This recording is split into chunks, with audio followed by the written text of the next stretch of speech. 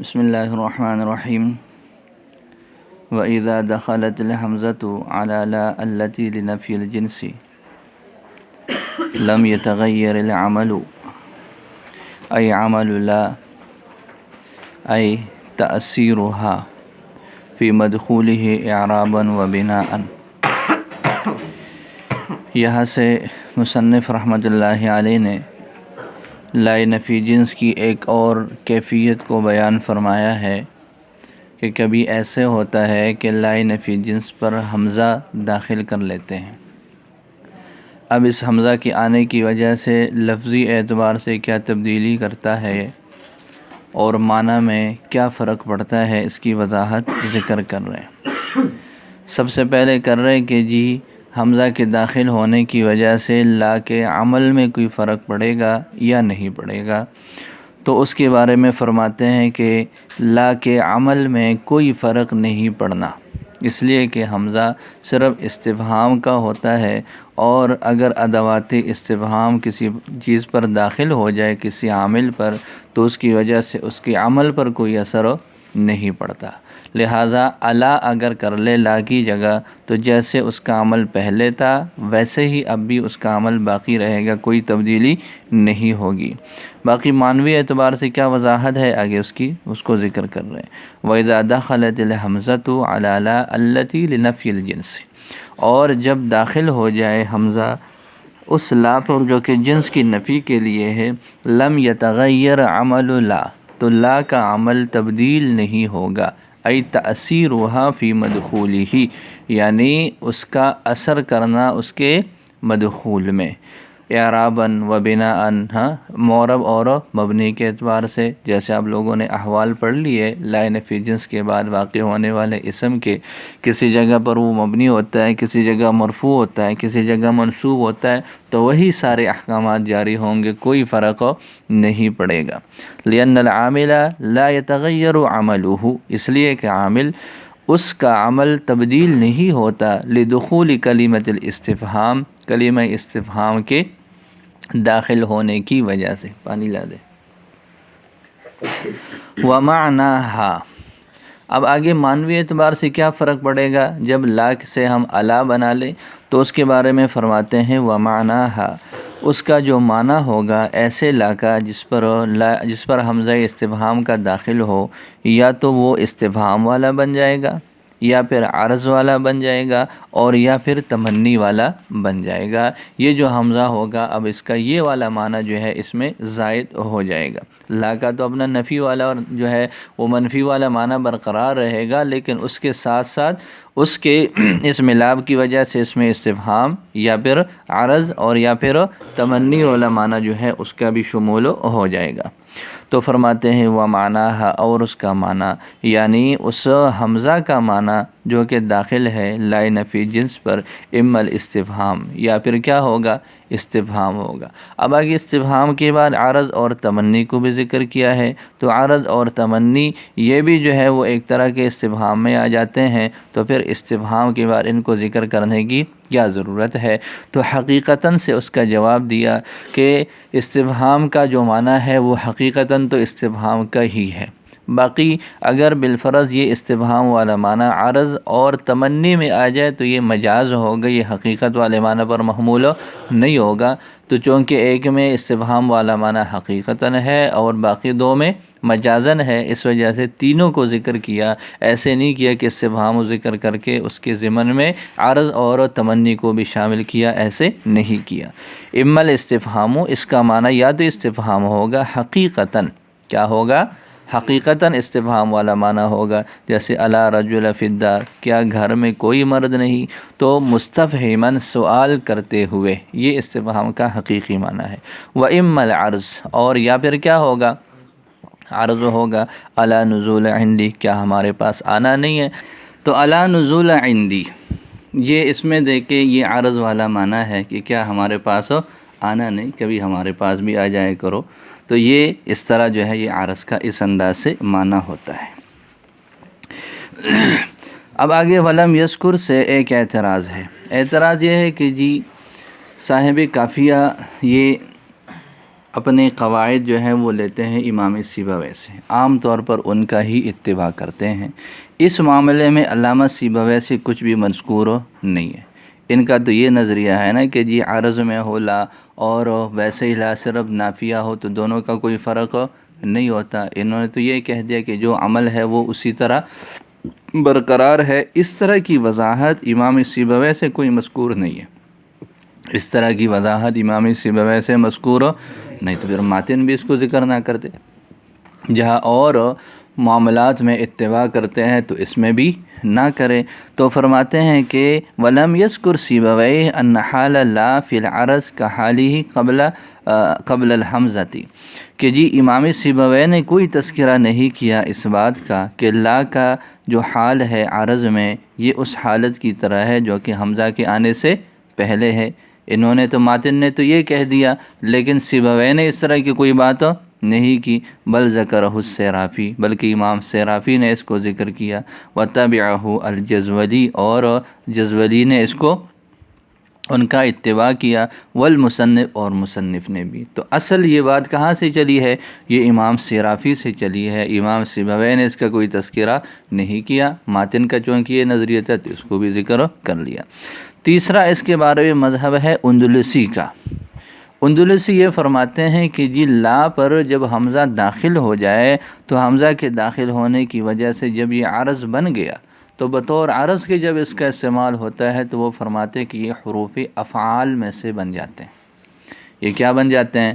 حروف افعال۔ حروف افعال سے مراد وہ حروف ہیں جن پر جو ہے وہ جن کے بعد جو فعل پر داخل ہوتے ہیں، جن کے بعد فعل کا ہونا ضروری ہے۔ اگر تو لفظاً ہو تو ٹھیک ہے، وگرنہ پھر وہاں پر ان کو مقدر نکالنا پڑتا ہے۔ تو لہٰذا یہ اس اعتبار سے وہ یہ فرماتے ہیں۔ تو فرماتے ہیں ورد ذالک الاندلسی، امام اندلسی نے اس بات کو مکمل طور پر رد کیا ہے کہ حمزہ کے آنے کے بعد جب یہ بطور عرض کے ہو تو اس کا معنی وہی ہوگا، اس کی پوری وضاحت وہی ہے، ایسی بات نہیں ہے۔ وقال ھذا خطأ، اور اندلسی نے کیا کہا کہ یہ تو غلطی ہے، یہ تو خطا ہے، لأنها اذا كانت عرضا، اس لیے کہ جب یہ عرض ہو كانت من حروف الافعال، تو یہ کیا ہو جاتے ہیں؟ حروف افعال میں سے بن جاتا ہے، جیسے ان ہے، لو ہے، حروف تحزیز ہے۔ تو جب ایسے ہوں تو پھر ان کے بعد فعل کا پائے جانا ضروری ہے، اور جو بعد کا جو اسم ہوگا اس کا پھر منصوب ہونا ضروری ہو جائے گا اس فعل محذوف کی وجہ سے جو ہم الا کے بعد نکالیں گے۔ تو یوں یہ ایک عبارت ہے الا زیدن تکرمہ، الا زیدن تکرمہ، وہ کیا فرماتے ہیں؟ وہ یہ فرماتے ہیں کہ جی یہاں پر الا کے بعد ہم فعل محذوف نکالیں گے، یوں ہو جائے گا الا تکرم زیدن تکرمہ۔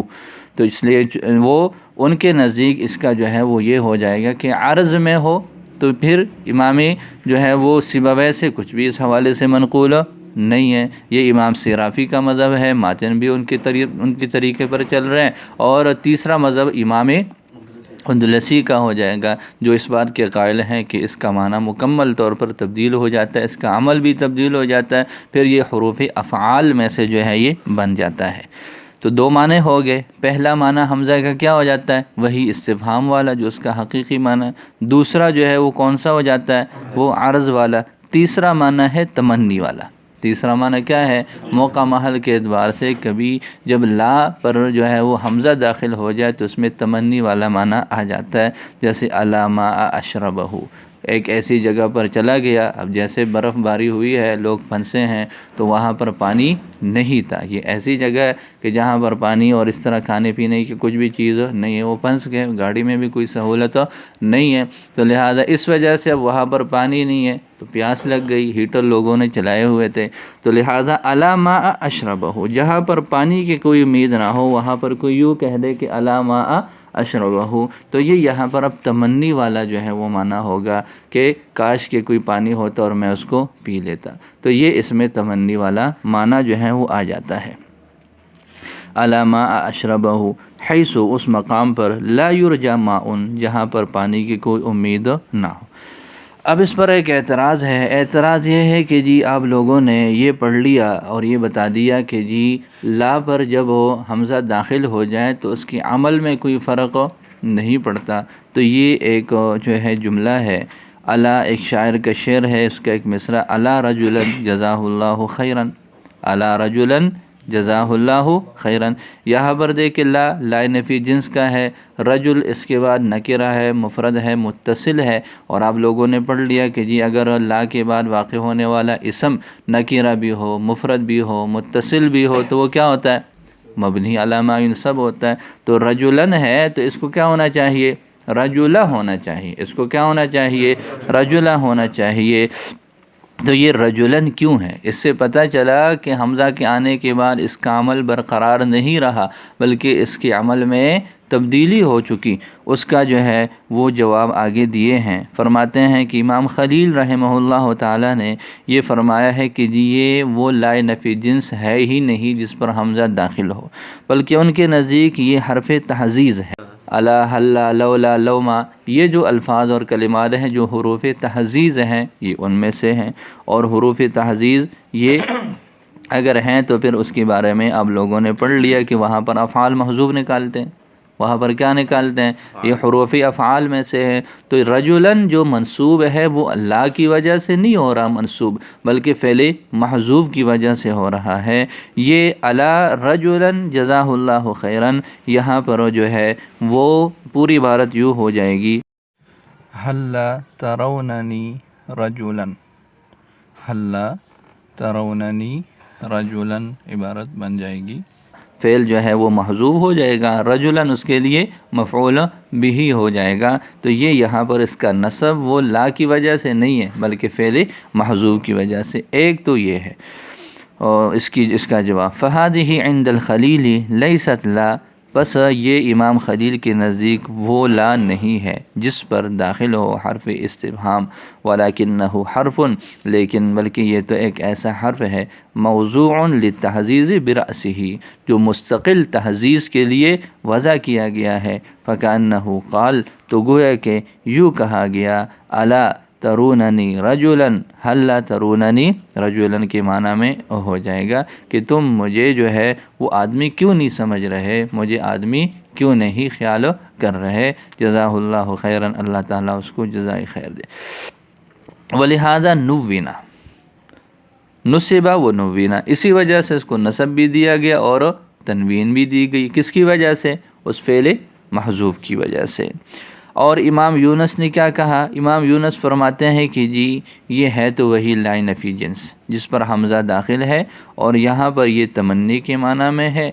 और यहाँ तो होना तो यही चाहिए था कि अला रजुला जज़ाहुल्लाहु खैरन, लेकिन ये एक शेर में वाक़े है और ज़रूरत शेरी की वजह से यहाँ पर तनवीन दी गई है। इसमें कोई ऐसे जो है वो एहतजाज और एतराज़ वाली बात नहीं है। वही इंद यूनुस, इमाम यूनुस के नज़दीक वो ला है अल्लती दखलत अलैहा हमज़तुल इस्तिफ़हाम, जिस पर हमज़ा इस्तिफ़हाम दाखिल है, बिमानत तमन्नी, और वो हमज़ा इस्तिफ़हाम किसके माना में है? तमन्नी के माना में है। फ़कान अलक़ियास, तो क़ियास तो यही था अला रजुला, क़ियास तो यही था अला रजुला, वलाकिन्नहु नव्वनहु, लेकिन शायर ने इसको तनवीन दी है लिज़रूरत शेर, किसकी वजह से? शेर की ज़रूरत की वजह से। तो ये जो है आप लोगों ने एक मसला पढ़ लिया कि जी अगर बिलफ़र्ज़ ऐसे हो जाए कि इस ला नफ़ी जिन्स पर दाखिल हो जाए हमज़ा इस्तिफ़हाम का, तो फिर इसका अमल क्या होगा, इसका माना क्या होगा, इसकी थोड़ी सी वजाहत आपके सामने रखी है। इसके बाद है वनातुला अलमबनी, वनातुला अलमबनी अल-अव्वलु मुफ़रदन यलीहि मबनियुन व मुअरबुन, मबनियुन व मुअरबुन रफ़अन व नस्बन। यहाँ तक मुसन्निफ़ रहमतुल्लाहि अलैह ने एक और मसला बयान फरमाया है, और वो ये है कि अगर बिलफ़र्ज़ ला नफ़ी जिन्स का एक ऐसा इसम जो कि मबनी बर फ़तह हो, ला नफ़ी जिन्स का वो इसम जो कि मबनी बर फ़तह हो, इस मबनी बर फ़तह इसम की आगे सिफ़त लाई जाए और उस सिफ़त के अंदर तीन बातें हों। कौन कौन सी बातें? सबसे पहली बात तो यह है कि वो सिफ़त अव्वल हो, नंबर 2 वो मुत्तसिल हो, और नंबर 3 वो मुफ़रद हो। तीन बातें पाई जाए। दोबारा समझे क्या सूरत है? ला नफ़ी जिन्स का वो इसम जो कि मबनी बर فتح ہے۔ تو لا نفی جنس کے مبنی بر فتح اسم کی آگے صفت لائی جائے اور اس صفت میں 3 باتیں ہوں۔ پہلی بات کیا ہے؟ وہ صفت اول ہو، دوسری بات وہ متصل ہو، تیسری بات وہ مفرد ہو۔ تو مفرد اول متصل صفت لا نفی جنس کے مبنی بر فتح اسم کے لیے جب ہو، اس پر اس کو معرب بھی بنایا جا سکتا ہے اور اس کو مبنی بھی بنایا جا سکتا ہے، اس کو معرب بھی بنایا جا سکتا ہے اور اس کو مبنی بھی بنایا جا سکتا ہے۔ مبنی بنائیں گے تو مبنی بر فتح پڑھیں گے، مبنی بنائیں گے تو مبنی بر فتح پڑھیں گے، معرب بنائیں گے تو معرب کے اندر اس کو مرفوع بھی بنا سکتے ہیں اور اس کو منصوب بھی بنا سکتے ہیں۔ مثال دیکھ لیں، لا رجل ظریف، لا رجل ظریف، اس میں دیکھیں یہ جو ظریف ہے یہ رجل کی صفت ہے۔ رجل لا نفی جنس کا ایسا اسم ہے جو کہ مبنی بر فتح ہے۔ ظریف اس کے لیے صفت اول بھی ہے، متصل بھی ہے اور مفرد بھی ہے، لہذا ظریف پر اس کو مبنی بھی بنا سکتے ہیں۔ مبنی کس طرح کا بنائیں گے؟ مبنی بر فتح، یوں کہیں گے لا رجل ظریفہ۔ دوسری صورت یہ ہے کہ ہم اس کو معرب بنائیں، اور معرب اس کو 2 طرح سے بھی پڑھ سکتے ہیں، لا رجل ظریفن بھی پڑھ سکتے ہیں اور لا رجل ظریفن بھی پڑھ سکتے ہیں۔ یہ اس طرح کا اعراب۔ تو دوبارہ سن لے، صورت کس کے بارے میں ہے؟ لا نفی جنس کا وہ اسم جو کہ مبنی بر فتح ہو، اس مبنی بر فتح اسم کی جب آگے صفت لائی جائے اور وہ صفت ایسی ہو جو صفت اول ہو، مفرد ہو، متصل ہو، تو اس کو معرب اور مبنی دونوں طرح سے بنائے جا سکتے ہیں۔ مبنی ہوگا تو مبنی بر فتح ہوگا، معرب ہوگا تو مرفوع بھی ہو سکتا ہے اور منصوب بھی ہو سکتا ہے۔ اب یہ اعراب کیوں آئے گا، کس وجہ سے آئے گا، کن جو ہے اس کے ساتھ یہ قیودات کیا کیا ہیں، اس کے فوائد کیا ہیں، ساری شرح کے اندر یہ بات آ رہی ہے۔ تو ونعت لا، یہاں پر اسم کا لفظ محذوف ہے، یعنی لا نفی جنس کے اسم کی صفت، لا نفی جنس کی اسم کی صفت، المبنی وہ اسم جو کہ کیا ہو، مبنی ہو۔ تو ونعت لا، ونعت اسم لا المبنی، لا کے جی ونعت اسم لا المبنی، لا کے مبنی اسم کی صفت، یعنی لا نعت اسمہا المعرب، یہاں پر یہ المبنی قید اول ہے، لہذا اس اسم کے حوالے سے یہ قاعدہ ہے جو کہ کیا ہو، مبنی ہو۔ لہذا اگر لا نفی جنس کا اسم مبنی نہیں ہے بلکہ وہ معرب ہے تو وہ پھر اس قاعدے میں نہیں آئے گا۔ تو فرماتے لا نعت اسمہا المعرب، نہ کہ اس کے معرب اسم کی صفت، یہ احتراز ہو جائے گا کس سے؟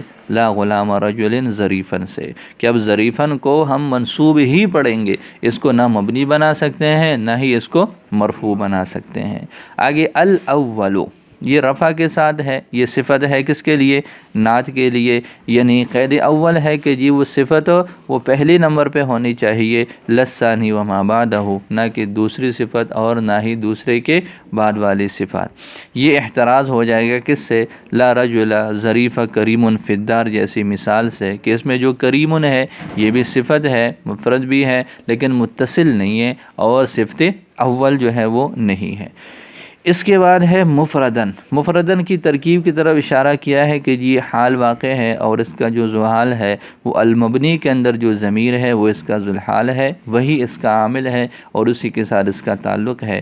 تو یہ مفردن حال ہے مبنی کی ضمیر سے، والعامل فیہ مبنی، اور اس میں عامل بھی کیا ہے؟ مبنی ہے۔ احتراز ہے لا رجل حسن الوجہ سے، لا رجل حسن الوجہ میں دیکھ لے کہ رجل موصوف ہے، حسن الوجہ اس کی صفت ہے، لیکن وہ حسن الوجہ جو ہے وہ مفرد نہیں ہے بلکہ وہ مضاف ہے۔ اگلی قید یہ لگائی ہے کہ جی یلیہ، کیا ہو؟ یلیہ، یلیہ کا لفظ پہلے بھی آپ لوگ پڑھ چکے ہو، اتصال کے معنی میں آتا ہے کہ اس کے ساتھ متصل ہو، درمیان میں کسی چیز کا فاصلہ وہ نہ ہو۔ تو اس کی ترکیب کیا ہے؟ پہلی ترکیب، اس کی 2 ترکیبیں ہو سکتی ہے، حال بعد حال، مفردن جیسے حال واقع ہے اور جس سے حال واقع ہے اسی طرح یہ یلیہ بھی اسی سے حال واقع ہے۔ ایک تو یہ، یا پھر یہ ہے کہ مفردن خود موصوف ہو اور یہ یلیہ اس کی صفت ہو، یہ 2 طرح سے اس کا اعراب اور اس کی ترکیب ہو سکتی ہے۔ حال بعد حال، یہ حال ہے، حال کے بعد اور صفت مفردن، یا پھر یہ کیا ہے مفردن کی صفت ہے۔ لہذا یہ اس قید کا خلاصہ کیا نکلا کہ جی اتصال ہونا چاہیے لا نفی جنس کے اسم اور اس کی صفت کے درمیان۔ کس کے درمیان؟ لا نفی جنس کا اسم اور اس کی صفت کے درمیان اتصال۔ اور لہٰذا اگر کسی جگہ پر فصل ہو جائے تو فصل والی جگہ پر یہ حکم نہیں ہوگا، احتراز ہو جائے گا عن المفصول، کس سے؟ مفصول سے، جیسے لا غلام فیہا ظریف۔ اب دیکھیں ظریف غلام کی صفت ہے لیکن درمیان میں فیہا آ گیا، تو اس وجہ سے یہ جو ہے یہاں پر اس پر یہ اعراب جاری نہیں ہوگا۔ باقی ایک اعتراض ہے اور وہ یہ ہے کہ جی جب آپ نے یہ کہہ دیا کہ موصوف لا نفی جنس اور اس کی صفت کا آپس میں اتصال ہو، تو ظاہر ہے جس کا اتصال ہوگا وہی پہلا ہوگا۔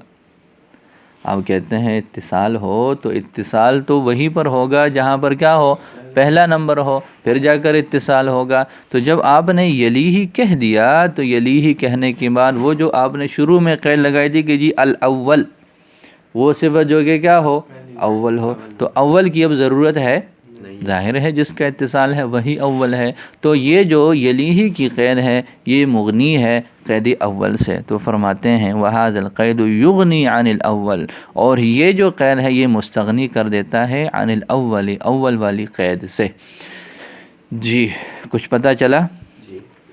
تو یہ جب باتیں پائی جائیں لا نفی جنس کا مبنی اسم اور مبنی بر فتح اسم ہو، اس کی صفت ہو، اول نمبر پر ہو، متصل ہو، اور جو ہے وہ کیا ہو، وہ مفرد ہو، اس کا حکم یہ ہے کہ مبنیٌ وہ کیا ہوگا، مبنی علی الفتح ہوگا، وہ معرب اور وہ کیا ہوگا، معرب ہوگا، رفع اور نصب دونوں کے اعتبار سے۔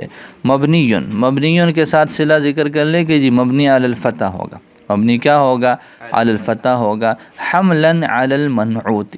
مبنی کیوں بنائیں گے، مبنی کیوں بنائیں گے؟ تو اس کا جواب دیا ہے کہ جی یہاں پر اس کا حمل ہو رہا ہے اپنے موصوف پر، اور اس کا موصوف کیا ہے، مبنی بر فتح ہے، ایک ہی جگہ ہے، موصوف اور صفت کی طرف جو عامل ہوتا ہے بیک وقت دونوں کی طرف متوجہ ہو رہا ہے، تو لا کا اثر جیسے موصوف تک پہنچ رہا ہے ویسے ہی صفت تک اتحاد مکان ہے، اتصال بھی ہے، نفی کی توجہ بھی ہے، اور جو ہے تو لہذا اس اعتبار سے جیسے اس کا موصوف وہ مبنی بر فتح ہے تو جو صفت ہے وہ بھی مبنی بر فتح ہو جائے گا۔ تو یہ ہے مبنی پڑھنے کی وجہ۔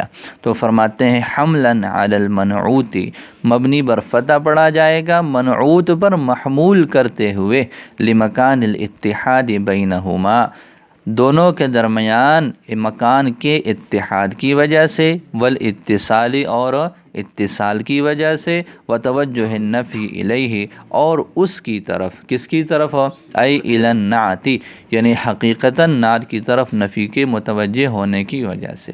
جو عامل موصوف پر داخل ہوتا ہے اسی عامل کا براہ راست کس کے ساتھ تعلق ہوتا ہے، وہ صفت کے ساتھ بھی ہوتا ہی ہے، دونوں پر ایک وقت جو ہے وہ دونوں اثر کر رہے ہوتے ہیں۔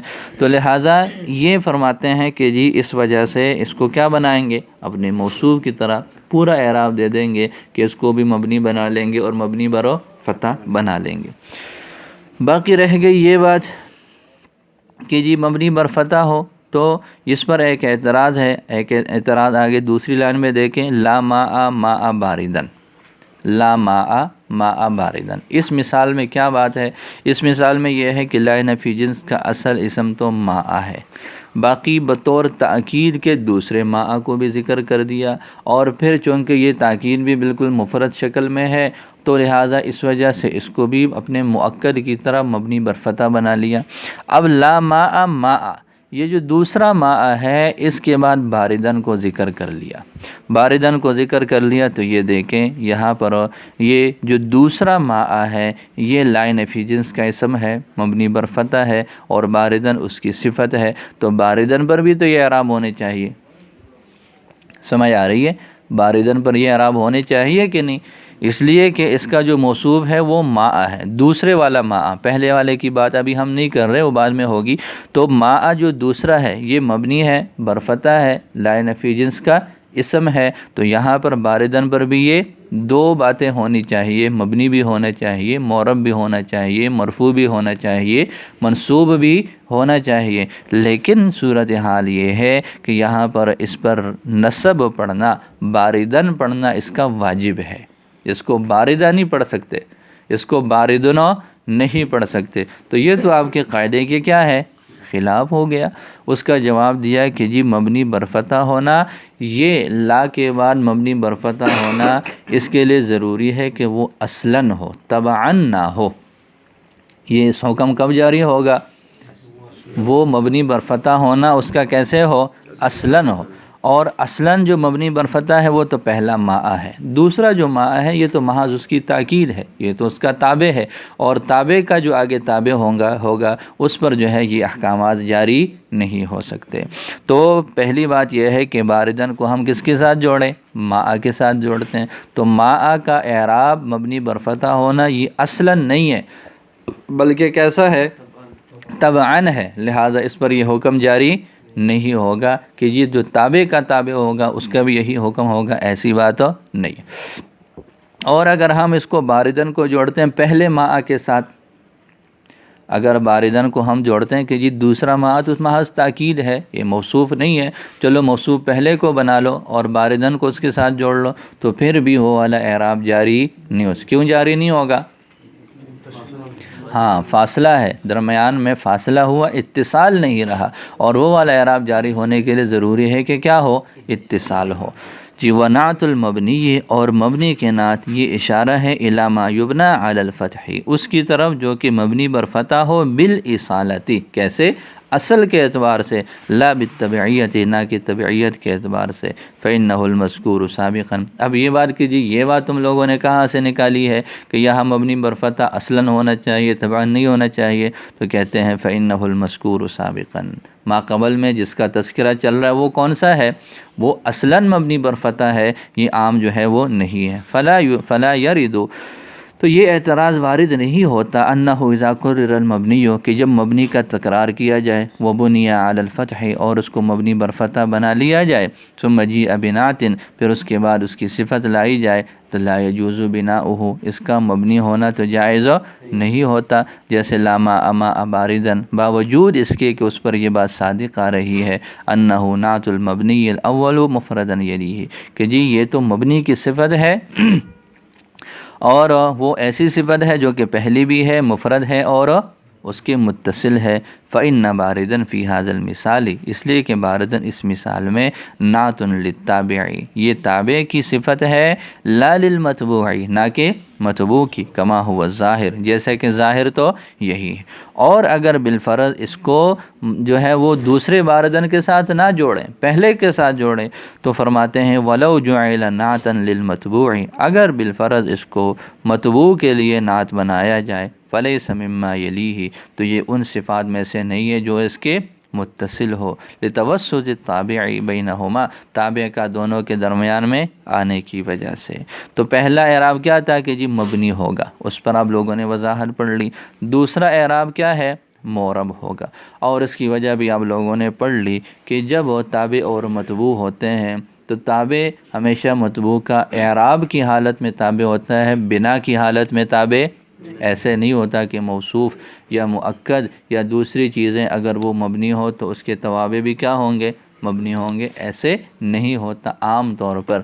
تو لہٰذا یہاں پر کیا ہے؟ وہ چلا تو لیتے ہیں، لیکن عام اصول کیا ہے؟ عام عمومی احوال یہ ہے کہ جی اگر بالفرض مبنی کے بعد اس کا تابع آتا ہے تو وہ اس کے مبنی ہونے میں تابع نہیں ہوتا، جو اس کے مناسب حرکت اعرابی ہوتی ہے وہ اس کو جو ہے وہ مل جاتی ہے، لہٰذا فرماتے ہیں کہ یہ معرب ہی ہوگا جو کہ اصل ہے۔ لأن الأصل فی التوابع، اس لیے کہ اصل توابع میں کیا ہے؟